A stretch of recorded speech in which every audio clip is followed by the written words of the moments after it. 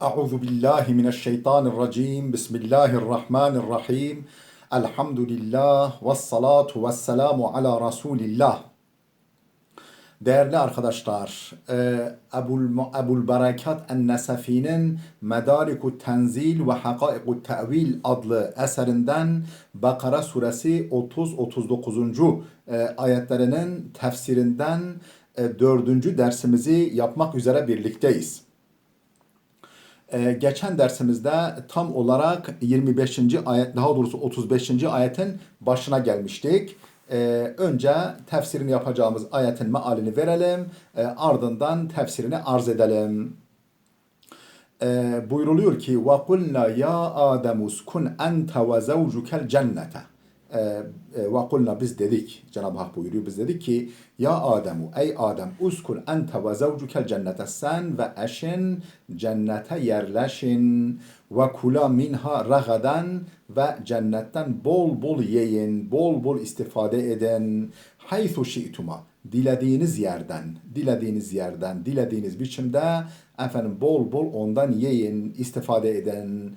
Ancak ve la takraba hadihi şecerata, şu ağaca yaklaşmayın, ama şu ağaca yaklaşmayın ki fetekuna minaz zalimin, aksi halde zalimlerden olursunuz. Yani yaklaşmayın ki zalimlerden olursunuz. Yaklaşırsanız zalimlerden olursunuz. Devamındaki ayeti de meallendirelim. فَاَزَلَّهُمَا الشَّيْطَانُ عَنْهَا فَاَخْرَجَهُمَا مِمَّا كَانَ ف۪يهِ فَاَزَلَّهُمَا الشَّيْطَانُ عَنْهَا. Yani o ağaçtan dolayı, o ağacı vesile yaparak şeytan onları hataya sürükledi. فَاَخْرَجَهُمَا مِمَّا كَانَ ف۪يهِ, içinde bulundukları nimetlerden onları çıkardı. وَقُلْنَا اهْبِطُوا بَعْضُكُمْ لِبَعْضٍ عَدُوٌ, ve biz dedik oradan inin, hepiniz oradan inin birbirinize düşman olarak. وَلَكُمْ فِي الْأَرْضِ مُسْتَقَرٌ وَمَتَاعٌ اِلٰى حِينٍ, yeryüzünde sizin için bir karargah vardır, bir karar kılma süresi vardır, bir karar kılma durumu vardır. وَمَتَاعٌ اِلٰى حِينٍ, ve belli bir zamana kadar bir istifade vardır, beslenme vardır, yeme içme, yani oradan istifade etme söz konusudur. Buraya kadar mealini verdiğimiz ayetlerin tefsirini arz edelim.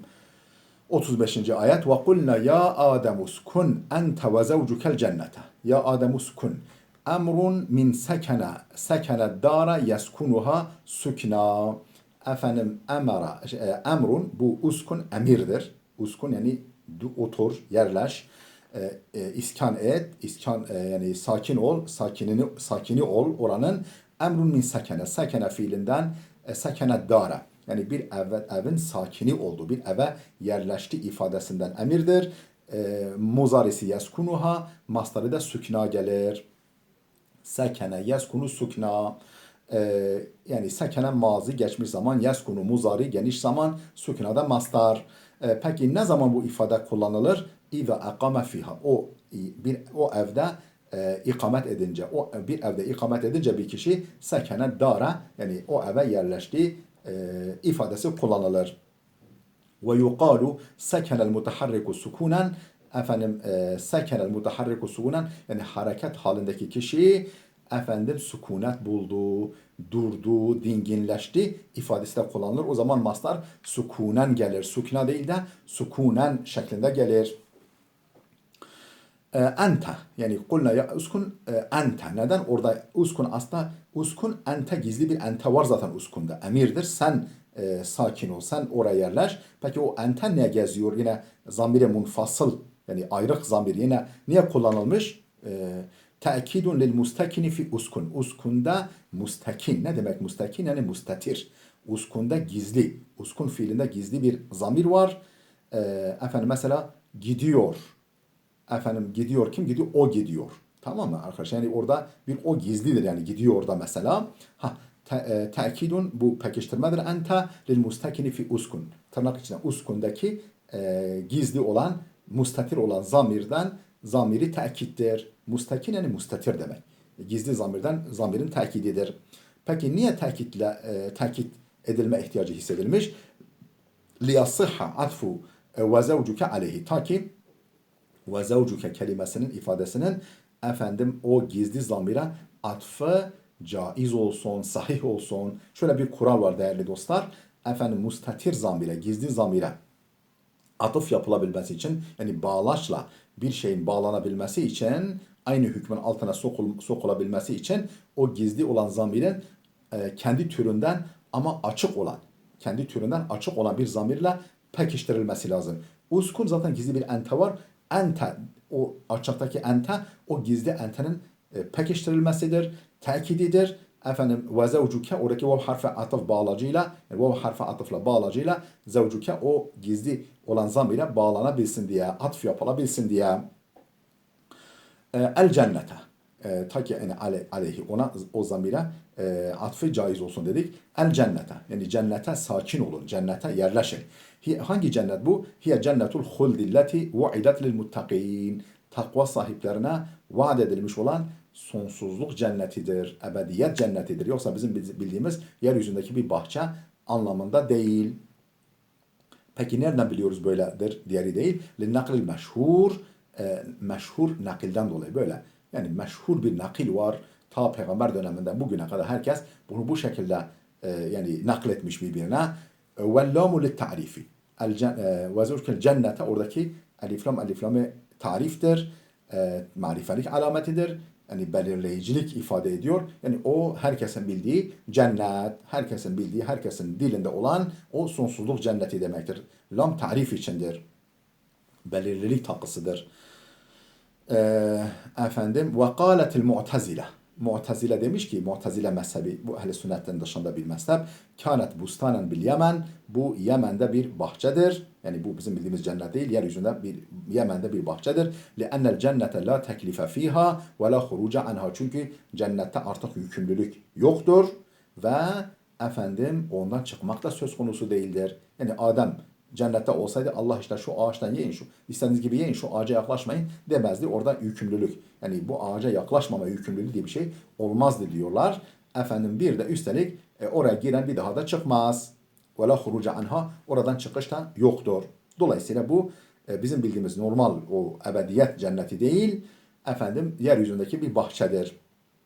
Kulna. Biz de deriz ki, Nesefi diyor ki, biz de diyoruz ki innema la yahrucu minha men dehaleha cezaen. Yani kim cennetten çıkmaz, efendim mükafat olsun diye oraya giren, yani amelinin karşılığı olarak oraya giren çıkmaz.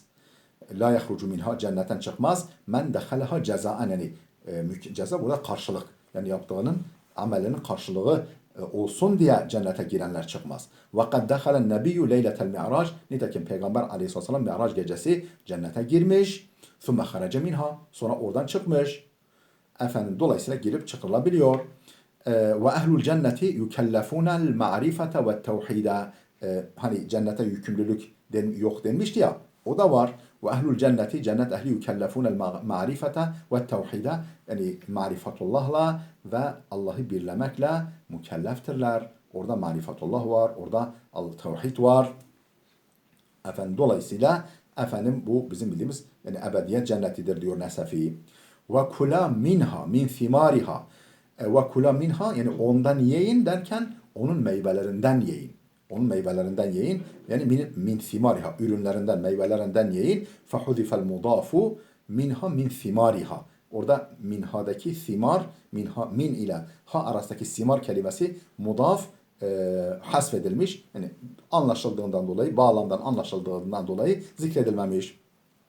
Ragadan bolca. Vasfun bil mastar. Ragadan vasfun bil mastar.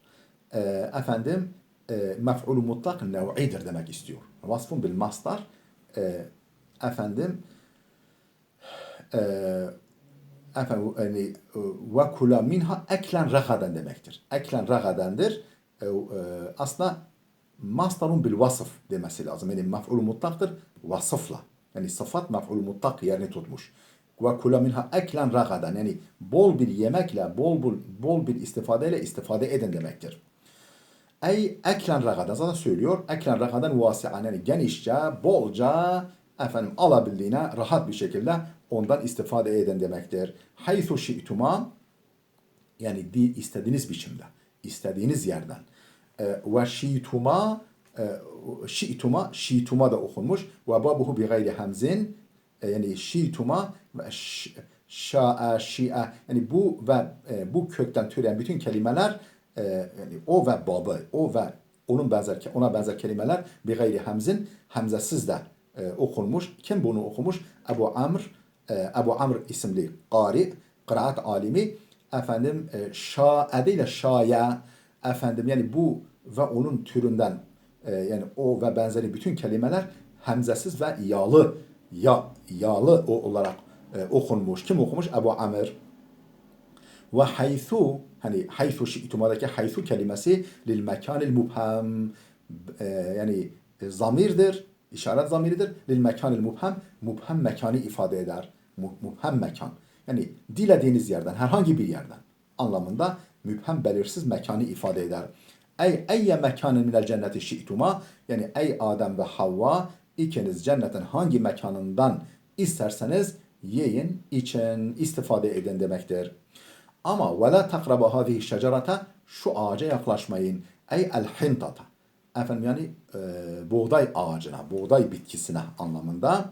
وَلِذَا قِيلَ كَيْفَ لَا يَعْصِ الْاِنْسَانُ وَقُوتُهُ مِنْ شَجَرَةِ الْاِسْيَانِ. Onun için demişler ki halk arasında, efendim كَيْفَ لَا يَعْصِ الْاِنْسَانُ, İnsan nasıl isyan etmesin, İnsan nasıl günah işlemesin.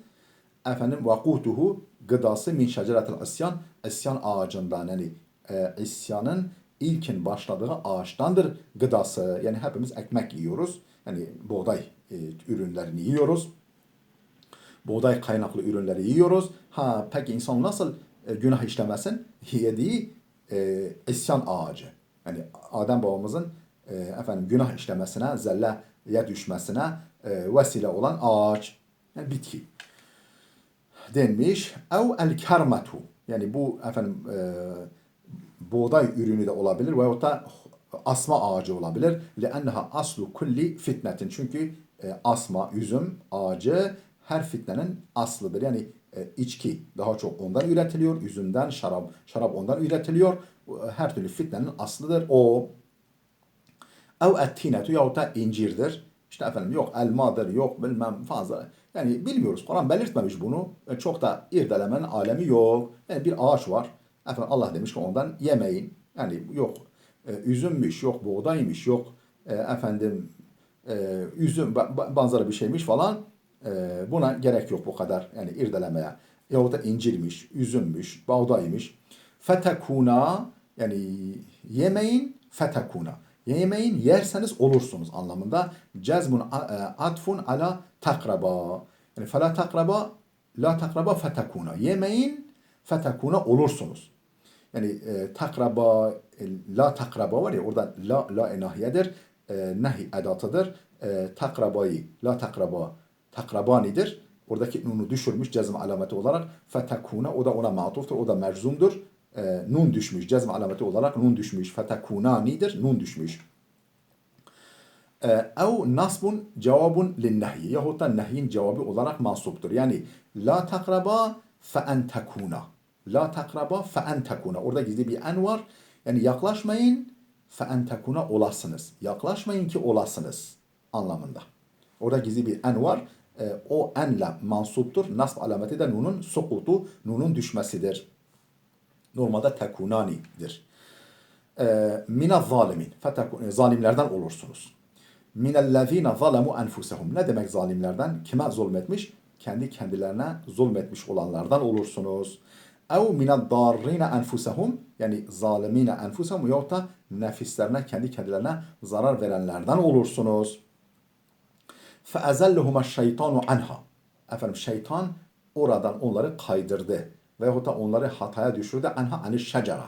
Efendim o ağaçtan dolayı, ağaç kaynaklı efendim hata işletti onlara. Ey aniş şecera.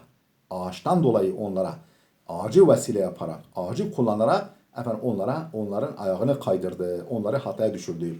Ey fehameluhuma şeytanu ala zelleti bisebebiha. O ağaç sebebiyle, ağaç vesilesiyle şeytan onları zelleye, hata işlemeye hamletti, sevk etti. Ve tahkikuhu, Yani bu işin tahkiki, yani efendim olayın gerçek yüzü şudur. فَأَصْدَرَ الشَّيْطَانُ زَلَّتَهُمَا anha. Şeytan onların günahını, hatasını o ağaçtan kaynaklandırdı. Astara çıkardı, kaynaklandırdı. Şeytanu zelletehuma hatalarını anha o ağaçtan.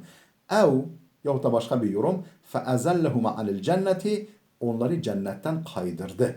Burada zelle bizim bildiğimiz normal ayak kayması, fiziki ayak kayması. Cennetten kaydırdı ayaklarını. Bima'na ezhabehuma anha, yani cennetten onları giderdi. Onları oradan kaydırıp, ayaklarını kaydırıp gitti. Ve eb'adehuma, uzaklaştırdı. Feezalehuma Hamzetu. Hamze isimli kıraat alimi feezellehuma değil de feezalehuma. Onları izale etti, giderdi şeklinde okumuştur Hamze. Ve zelletu Adem'e bil hata'i fit te'vil. Adem'in zellesini, hatası, yani günahı, Adem'in günahı ne? Efendim tevilde hata etmesidir. Yani yorum yanlışlığı yaptı. Yorum yanlışlığı yaptı. Nasıl? Yani Allah'ın o emrini yanlış yorumladı. Nasıl oluyor bu? İmma bi hamlin nehyi ala tenzihi dune tahrim, ya Allah'ın bu yasaklamasını, yani tenzihi bir yasaklama. Yani yapmamanı öneririm. Böyle hafif bir, yani tenzihi olarak, yani yaparsan hafif bir hata işlersin gibi algıladı. Dune tahrim, yani haram bir yasaklama değil. Ya bir kesin bir yasaklama değil. Haram kılıcı bir nehi değil. Yani böyle hafif bir nehi. Yani yapmaman daha iyi gibi anladı. O şekilde yorumladı. Ev bihamlillâmi ala ta'rifil ahd, yahut da hâzihi şecera. Yani özellikle bu ağaca yaklaşmayın. Bu türden başka ağaçlardan yiyebilirsiniz gibi algıladı. Yani hâzihi şecerata, oradaki elif lam ve tarif lil ahd. Tarifil ahd. Yani bu ma'lum ve ma'hud ağaca yaklaşmayın demek. Yani belirli bir ağaç. Yani o türe değil de o özellikle oradaki bir ağaç Allah göstermiş. Bu ağaca yaklaşmayın demiş. O da sırf o ağacı anlamış. Ve keenne Allah Teala eradel cinse. Ama Allah cins murad etmiş. O ise o tek ağacı, o belirli ağacı anlamış. Aslında ve kânallahu Teala eradel cinse. Ve kânallahu, yani kâne keenne değil ama kânallahu. Allah cins murad etmişken o tek o ağacı kastetmiş. Ve hâzâ delilun ala ennehu yecuzu itlâku ismi zelleti alel enbiyâi aleyhimusselam. Bu ayete kerime delildir ki şuna, bu delildir ki ala ennehu yecuzu itlaqu ismi zelleti, tırnak içinde zelle isminin kullanılması caizdir. Alel enbiyai aleyhimusselam, peygamberler hakkında, tırnak içinde zelle, yani hata anlamındaki kelimenin peygamberler hakkında kullanılmasının caiz olduğuna delildir bu ifade. Kema kâle meşayuhu Bukhara, Bukhara bölgesinin büyük alimleri, büyük ustadlarının dedikleri gibi, onlar o görüşte. فإنها اسم الفعل يقع على خلاف الأمر من غير قصد إلى الخلاف. فإنها, bu zelle kelimesi ismul fi'li, bir fiilin adıdır. Yani bir eylem adıdır. Yaka'u, nasıl fiil? Yaka'u ala khilafil emri min gayri qasdin ilal khilaf. Yani muhalefeti, yani emir sahibi olan Allah'a muhalefeti amaçlamaksızın, yani bilinçli, kasıtlı olmaksızın emre muhalefet için kullanılan eylemin adıdır zelle. Yani özellikle emre muhalefet olsun diye yapılmayan, böyle bir kasıt taşırmadan emre muhalefet etmek için kullanılan bir kelimedir zelle. Mesela kezelletil maşi fıttil, çamurda yürüyen bir kişinin ayağının sürçmesi gibi. Aslında ayağının sürçmesini istemiyor ama sürçüyor. Sürçüyor ve çamura da düşebiliyor kişi. Ona benzetilmiş. Yani zelle ayak kayması, ayak sürçmesi anlamında. Yani bu manevi sürçme, manevi yanılgı neye benzetilmiş? Maddi, yani çamur üzerinde, kaygan zemin üzerinde yürüyen bir kimsenin ayağının kayıp düşmesine benzetilmiş. Ve kâle meşâyihu Semerkant, Semerkant alimleri demişler ki, o Buhara'nınkine dedi, buna ne demek? La yutlaku ismu zellete ala ef'alihim. Peygamberlerin fiillerine zelle ismi verilemez. Peygamberlerin fiillerine zelle ismi verilemez. Kema la tutlakul masiyetu, masiyet denmediği gibi. Yani buna isyan etti, masiyet işledi, günah işledi denmediği gibi zelle işledi de denmez. Ve innema yukalu, peki ya ne denilir? Fa'alul fadila ve terakul afdala. Yani daha iyisi varken afdal, yani o eylemin daha üstünü varken efendim fadıl, yani daha az üstününü işlediler denir. Yani hilafe evla diyoruz ya, evlanın tersini, yani evla olanın bir derece daha aşağısını yaptılar demektir. Fa'utibu aleyhi, dolayısıyla bundan dolayı sitem edildiler. Efendim itap edildiler. Peygamberlere itap yapıldı. Kur'an'da peygamberimize de sitemlerde bulunuluyor. İtap yapılıyor. فَاَخْرَجَهُمَا مِمَّا كَانَا فِيهِ. Yani şeytan onları içinde bulundukları durumdan, o nimetler içerisinden onları çıkardı. Nedir o içinde bulundukları durum? Minen naimi vel kerame.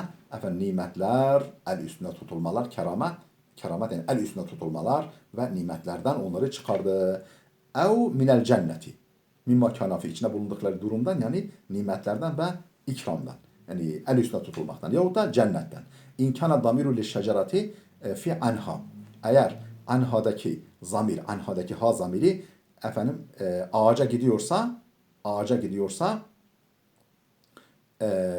o zaman cennetten onları çıkardı anlamı oluyor. Ya içinde bulundukları nimet ve ikramdan çıkardı, uzaklaştırdı, mahrum bıraktı. Yahut da cennetten inkana damirli şecerati fi anha. Eğer anhadaki zamir ağaca gidiyorsa. وَقَدْ تَوَصَّلَ اِلَى اِزْلَالِهِمَا بَعْدَ مَا قِيلَ لَهُ. Efendim وَقَدْ تَوَصَّلَ, yani şeytan fırsat buldu. Şeytan elde edebildi, ulaşabildi. İla izlalihima, onları kaydırmaya fırsat buldu. Ba'de ma qile lehu, şeytana denildikten sonra. Fahruc minha fe inneke racim. Oradan çık, sen rahmetten kovulmuşsun denildikten sonra şeytan oraya girmeye ve onların ayağını kaydırmaya fırsat buldu. Hicr suresi 34. ayette belirtildiği gibi. لأنه منع an duhuliha ala cihati tekrimeti ke duhulil melaike. Peki o zaman nasıl girdi? Halbuki Allah demiş oradan çık. Nasıl girdi? Tamam, yani çünkü diyor لأنه منع an duhuliha, cennete girmekten men edilmişti. Ala cihati tekrimeti, efendim bir tekrime, bir onurlandırma, yani bir ikram yoluyla oraya girmekten men edildi. Yoksa böyle sinsi girmekten, efendim Adem'e vesvese vermekten dolayı o amaçla girmekten men edilmemişti. Cennete girmekten men edilmemişti. Yani için, yani böyle ikram olsun diye, böyle efendim aziz bir misafir gibi oraya girmekten men edilmişti. Yoksa diğer türlü girme imkanı vardı. Keduhulil melaike. Yani melekler gibi böyle aziz birer şey olarak, birer sakin olarak veya bir misafir olarak oraya girmekten men edilmişti. Yoksa efendim normal işte başka amaçlarla oraya girmekten men edilmemişti. Yani diyelim ki yani hırsız gibi girebilir ama diyelim ki bahçeden istifade etmek gibi serbest olarak, yani o bahçedeki cennetten istifade etmek için gitmekten, girmekten men edilmemişti. La an duhuliha ala cihatil vesveseti. Yoksa vesvese yoluyla, vesvese amacıyla oraya girmekten men edilmemişti şeytan.